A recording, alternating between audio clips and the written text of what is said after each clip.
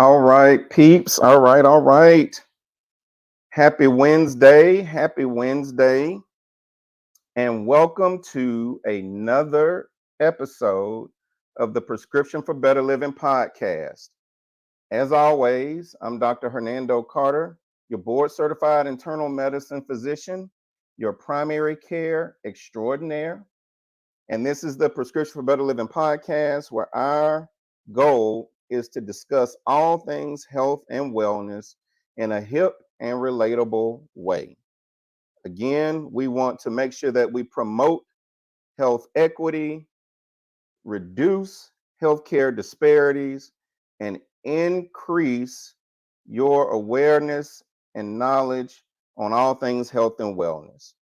So, you know what it is today. It's a special live episode, our 10th episode. We have been releasing one episode per week, and this is our 10th week. You know, it doesn't seem like it's been that long, but then again, it does seem like it's been that long, if that makes sense. This is the Prescription for Better Living podcast. Again, a special episode. So I need you to do a few things for me.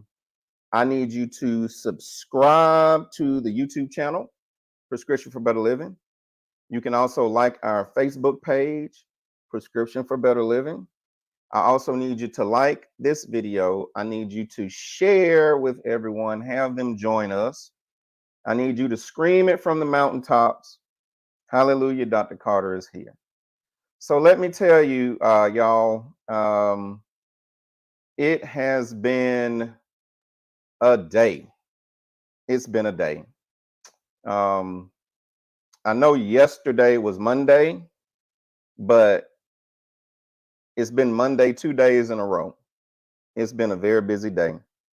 And you may notice it or you may not have noticed it that typically we pre-record our episodes and then we release them once a week, one episode a week on Wednesday. And there are several reasons why I pre-record episodes rather than doing the podcast episodes live. Number one is, surprise, surprise, I am a medical doctor, um, a very busy one with my hands in a lot of pots. I wear a lot of hats. And so, honestly, you know, on Wednesday evening, when I release the episode, I don't know where I'm going to be or what I'm going to be doing. I know what I may plan to be doing or where I may plan to be at the time. But as is the case with my life, things rarely work out on my schedule the way I plan them. But I wanted to make sure that we show that we are consistent with this podcast because I think that in order for me to earn your trust and earn your loyalty and your viewership and your participation. Oh, today is Wednesday. Audrey Monroe said today is Wednesday. Lord have mercy. Today is Wednesday, isn't it? I said it was I said it was Tuesday. Okay. So it's been Wednesday for 3 days in a row.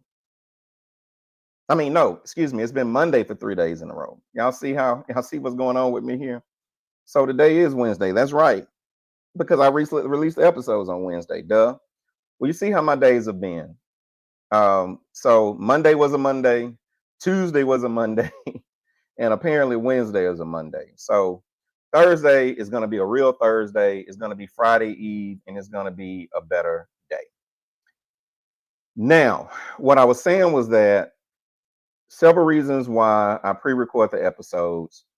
Number one is because I want to make sure that we're consistent because my schedule is so unpredictable and so haphazard. I may, if I decided to do every episode live on Wednesday, I'm telling you that I'm going to miss some episodes just because I'm a busy doctor who wears a lot of other hats inside the medical arena and outside. What's up? What's up, Mike? How you doing? Inside and outside. So I'm trying to remain consistent because I want to make sure that I earn your trust and that I earn your viewership. And one of the ways you're going to be a consistent viewer of the podcast is if I am consistent. If I'm inconsistent in putting out episodes, then you won't be consistent with watching my episodes. So I got to make sure I'm consistent. Also, I've got to make sure that I'm always producing something, no matter how I feel, right? And so, one way to do that is to take control over the production of the content. And again, when you go live, you lose control over the production of the content. Also, I like to be able to edit things or have things edited if we need to. Like at the beginning of this live episode, when I said that today was Tuesday, and I said that I had Monday 2 days in a row, Monday, Tuesday, and yeah, today is Wednesday. I would have been able to edit that out, but hey, we live and live in color, baby. So it is what it is. Charge to my head and not my heart. But anyway, let me say again, thank you for your viewership. Thank you for your consistency. We have grown the channel from 0 followers to over 120. I think last time I looked, it was 122 subscribers, somewhere that thereabouts. So let me say thank you, thank you, thank you. I know it's not a large number of subscribers, but again, this is just our 10th episode. And so if I'm doing the math, maybe that's a little, a little shy of 10, maybe 8 or 9 subscribers per week, which I'll take. And then also, even if I don't get another subscriber, which I will, but even if I don't get another subscriber to the podcast, to the YouTube channel, there are over 100 of you out there who are rocking with me, who think enough of what I have to say and share to be here with me and to tune in and to watch each week. So let me say thank you. But let's get at the business at hand. Again, this Prescription for Better Living podcast. Hey, I want to hear your questions. If you have questions or comments, do the comments. We'll share them. I'll address them. Also, you can email us at contact@rxforbetterliving.org. That's contact@rx, the number 4, betterliving.org. And we will make sure that we address your questions. Also, if you have topics that you want us to cover in future episodes, please let us know. So we have been talking a long time about mental health, mental wellness. Recap, we talked about just the disparities in terms of how many people of color actually receive treatment for depression, anxiety, and other mental health challenges compared to the non-African American or white population.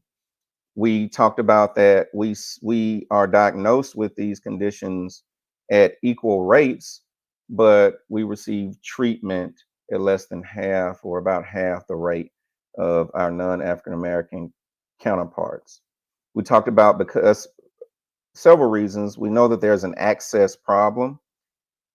Particularly, there's an access problem when you talk about accessing healthcare professionals that are culturally competent. Okay.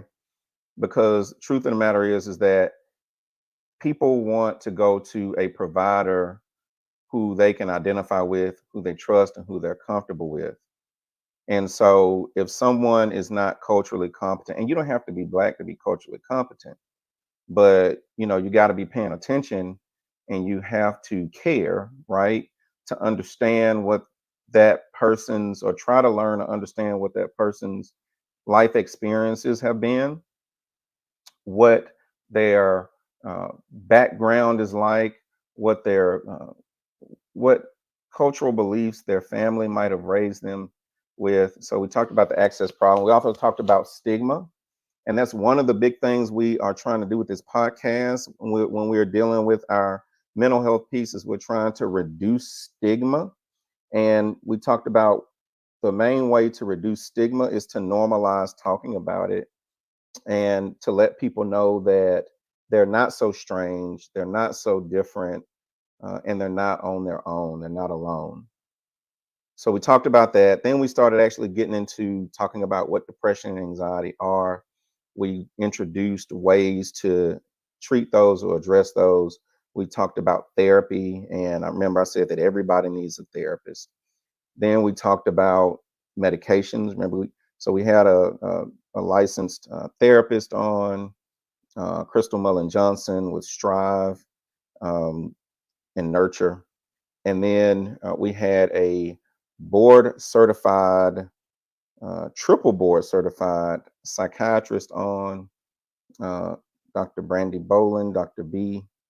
And we talked about medications, medication management of depression, anxiety. So those are all on previous episodes.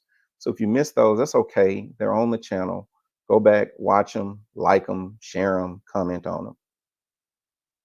We then started talking about other ways you can treat depression, anxiety. We talked about the mind body connection, and we talked about the benefit of exercise when, as it relates to having improvement in depression, anxiety, or just improvement in your overall mood and reduction of stress, even if you don't have depression, anxiety. And we talked about mindfulness, and I think that was a very powerful episode. That was the last episode. So if you didn't see episode 9 when we addressed mindfulness, I encourage you to check out that episode. So that's where we are, um, and we're still kind of going on this journey for a little while longer. And for this live episode, I thought that we would talk about something that is certainly connected to mental health and your mental well-being. It can certainly bring on or worsen depression, anxiety, and that is grief. Now, when I use the term grief, I am speaking more in a clinical sense, because I've shared with you before, I'm a believer, I'm a Christian. And so, in a spiritual sense, as a Christian, grief means something totally different to me than it does when we use it in the clinical sense. So, in the clinical sense, when we talk about grief, we're really talking about bereavement, sadness that occurs from the loss of of a loved one. And there's really no set time limit in terms of how long someone experiences grief, because it hits everyone differently and everyone has a different response. So I'm using grief in the clinical sense. And I'm gonna tell you why I'm specifying in the clinical sense, because I don't want you, as a believer, I'm a believer in the spiritual realm. I don't want to normalize you identifying yourself as being in grief. You can be in mourning in the spiritual biblical sense. Mourning is a period of time. It begins and then it ends. Okay. It's a time of sadness. It's a time of reflection and honoring the person, but it's finite. Okay, it ends. In the spiritual sense, grief is something totally different. Grief is not a period in time. Grief is a spirit. The Bible talks about the spirit of heaviness. the spirit of heaviness, a heaviness that can come on you and weigh you down. Remember, I said that mourning is finite, has a beginning, has an end. And in terms of what period of mourning, some people in the religious sense, they observe periods of mourning. In the cultural sense as well, they observe periods of mourning. But grieving is something different. In the spiritual sense now, grief in the spiritual sense is all consuming. It's overwhelming. It is a spirit that if you allow it to come upon you and you allow it to rest on you and you rest in it, it'll never let you go. There's a show that my sister Faith got me into, started watching it on, I'm watching on Amazon Prime now, but the show is called Evil. And Evil is about a black man who's becoming a priest. He eventually becomes a priest. It's the same guy. He was a superhero. Faith helped me out. I can't remember what. I don't. Was it the? I don't think it was. Was it Black Light? He was a superhero that went all around New York, would listen to Wu-Tang Clan and beat up the bad guys. That guy. But anyway, you got him. You got some very good actors. But anyway, he's becoming a priest. He's in monastery, and he teams up with a psychologist and a scientist. And the psychologist and the scientist are skeptics. They're atheists, but they all start working for the Catholic Church in order to investigate possible demonic possession. And they would go in and they would vet these houses, these situations where people thought that their loved one or their house was possessed or haunted. And they would try to find a logical, scientific reason, the skeptics would, as to why these phenomena were occurring. And then David Acosta, who was the priest, always had the spiritual side. And so he would promote doing the exorcism, right? So this was like the investigation before the exorcism. And so, but in Evil, the show, they show different demons. And in one of the episodes, and in several episodes going forward, they showed where people were in grief. And there was see, this is why we don't go live. My phone is ringing. I don't know why my phone is ringing. Hold on.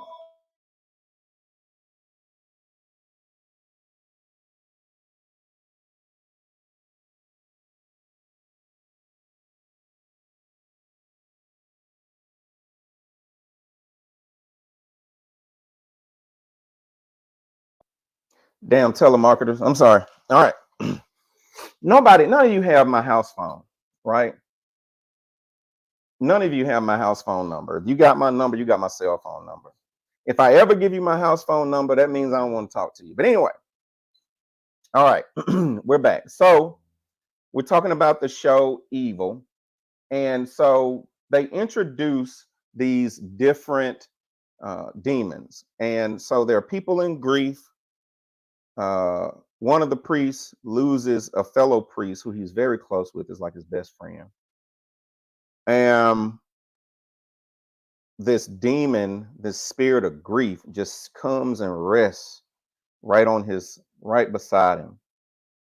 And there's a nun that can see in the spiritual realm, and she can see all these demons, but no one else can except for David. He's a seer too.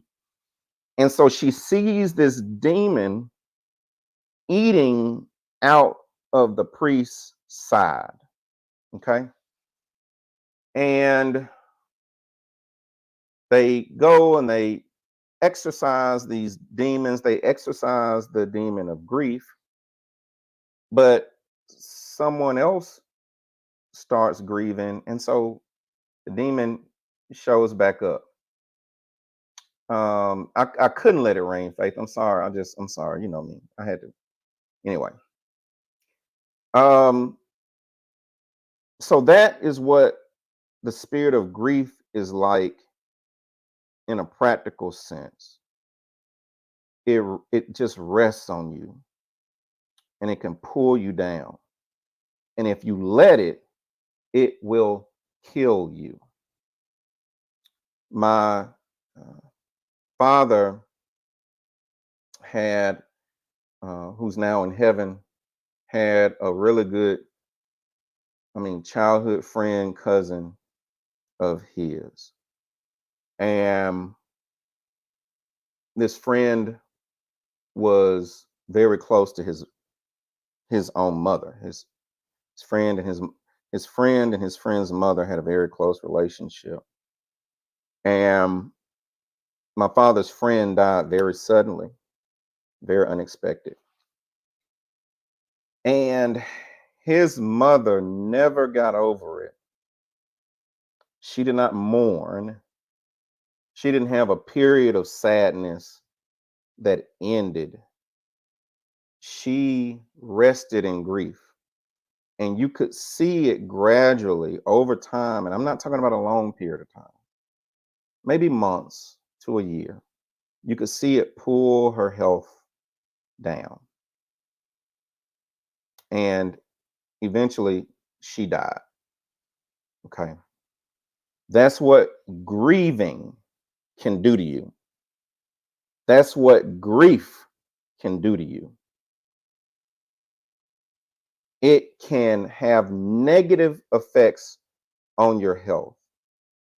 I'm sure you all have known situations where a husband and wife married for many years, and then the wife dies, and then shortly thereafter, the husband dies, or vice versa, or people who've been very close together, and someone dies, and then shortly after that, the next person dies. That's because grief can have real negative effects and consequences on your body, on your mental health, but also your physical health. Remember, we talked about the mind body connection. And so we have to distinguish between mourning and grief. Now, am I telling you that if you try to reimagine your thinking and your understanding of this thing and not just accept grief, the concept of grief,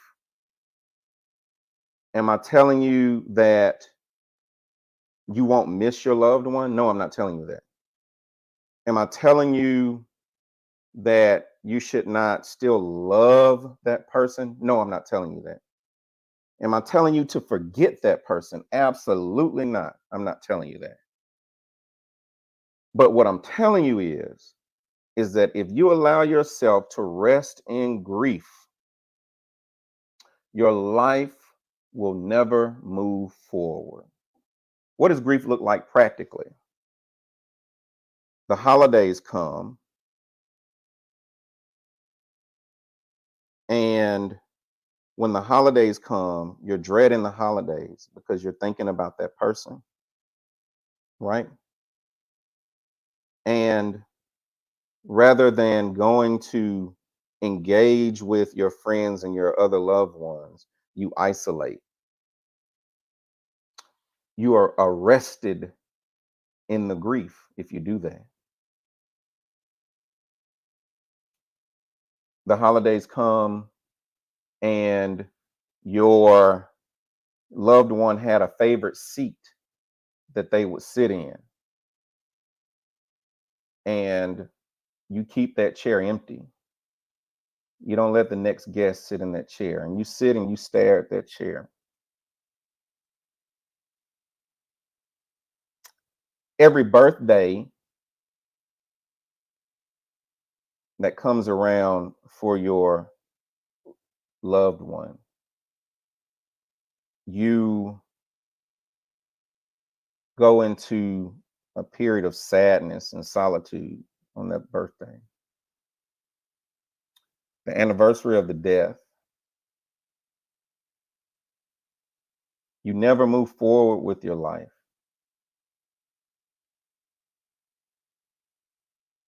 You're married, and at a younger age, your spouse passes away, and you never date again. You'd rather be alone and in solitude. Your life stops. That's grief. That's not mourning. So, mourning is a period of sadness, but eventually you allow yourself to heal. My dad died June 1st, 2013.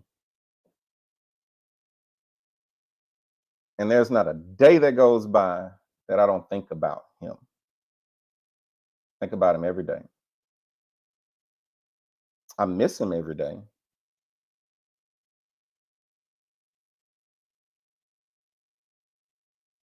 But eventually I had to keep moving forward in my life because there were people who needed me. My family needed me, my children, my sister, my mother, they needed me. I couldn't rest there. I had to allow myself to continue to live.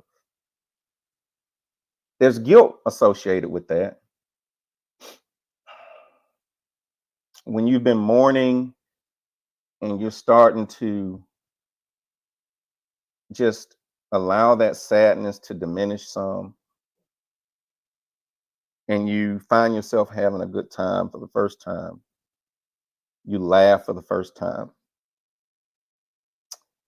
you can feel some guilt because you think that your love for the person is connected to your continual sadness and mourning for the person. And that if you don't continue to have this sadness, then that means that you have stopped loving that person. And that is the farthest thing from the truth. And let me ask you this, that person loves you. Do you think they would want your life to stop? Or would they want you to have good days again, happy days again?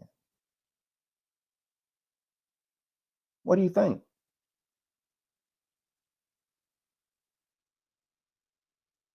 The Bible promises us something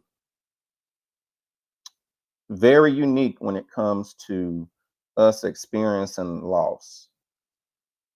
And it promises us the oil of joy for mourning. And then in the B part, it says the garment of praise for the spirit of heaviness. Heaviness translates grief. Grief will take you out. So why am I talking about this on the Health and Wellness Podcast? Because as a physician, I see it all the time. I see, unfortunately, I've taken care of mother, father, and son, and son gets murdered. There's a robbery, there's a drive-by shooting, innocent bystander. Unfortunately, it's happened to my patients on more than one, more than two, more than three occasions. And I see these parents existing in grief. And I see the negative effects that it has on their health. Heart problems, blood pressure problems, weight gain, diabetes from stress.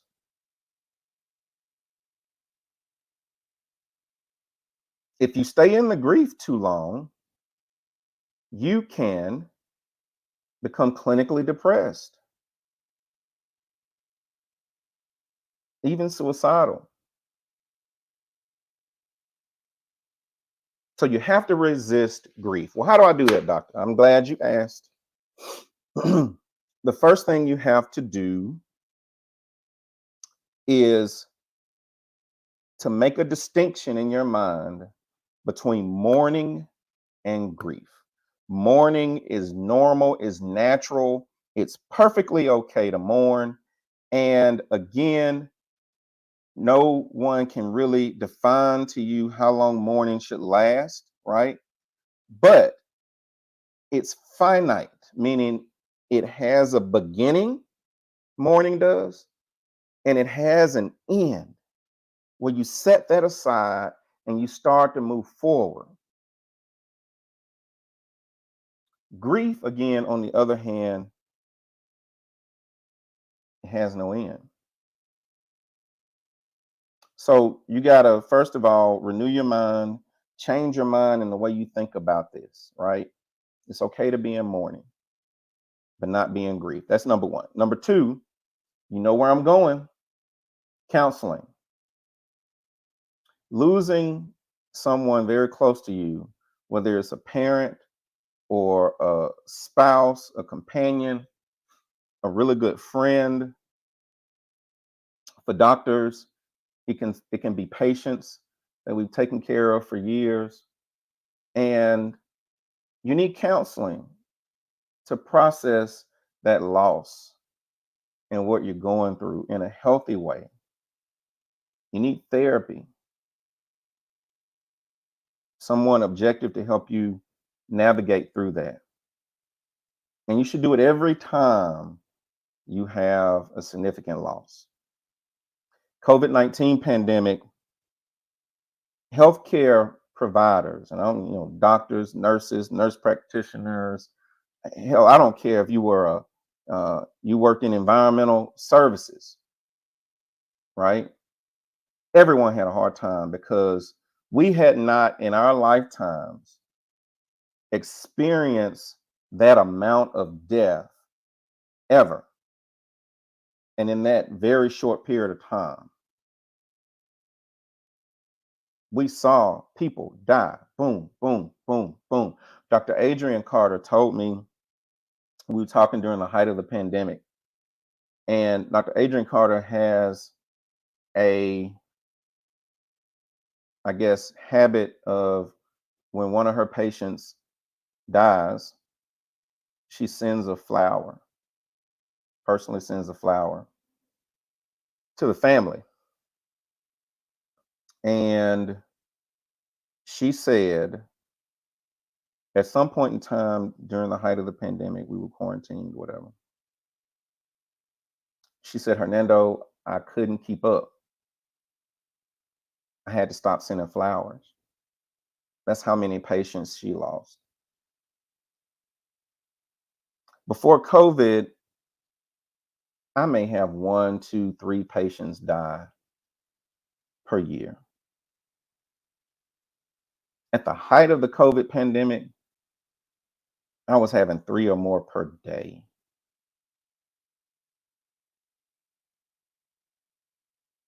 That's traumatic.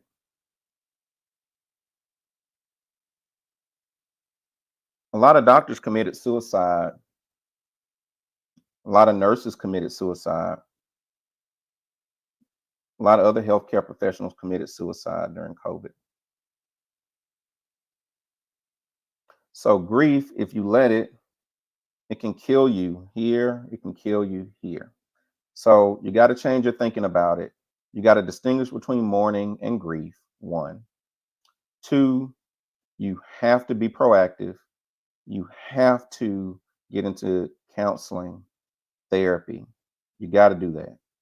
And if you're listening to me right now and you know that you are in grief, you know that loved one's been dead 5, 10, 15 years, and you cannot live your life, Every day is a struggle.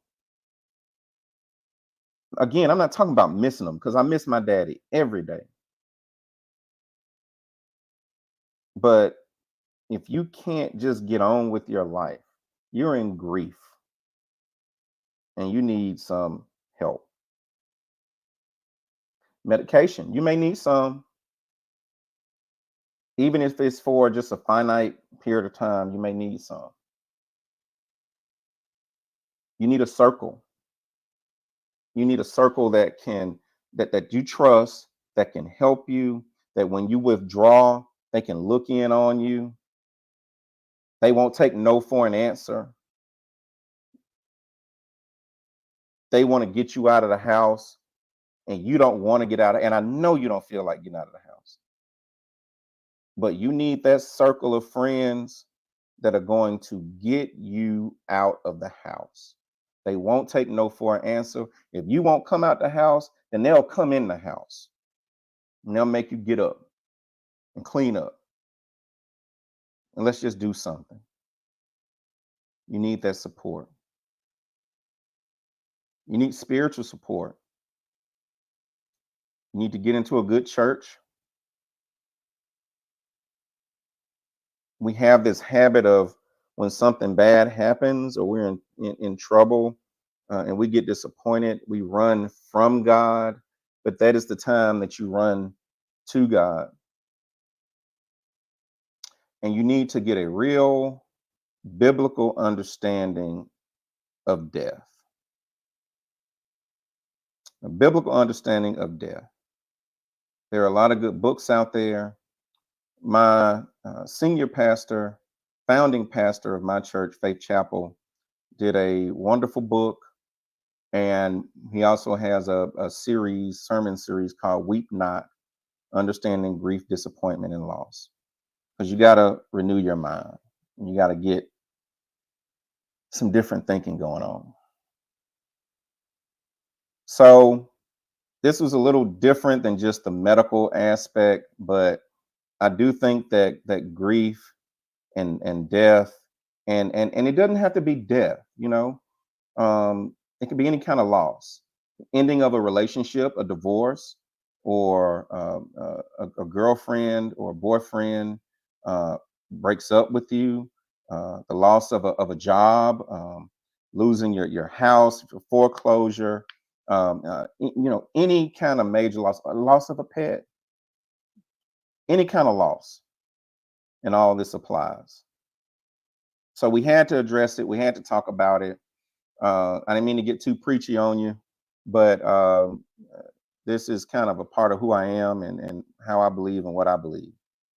So again, this was the Prescription for Better Living podcast, where we discuss all things health and wellness in a hip and relatable way.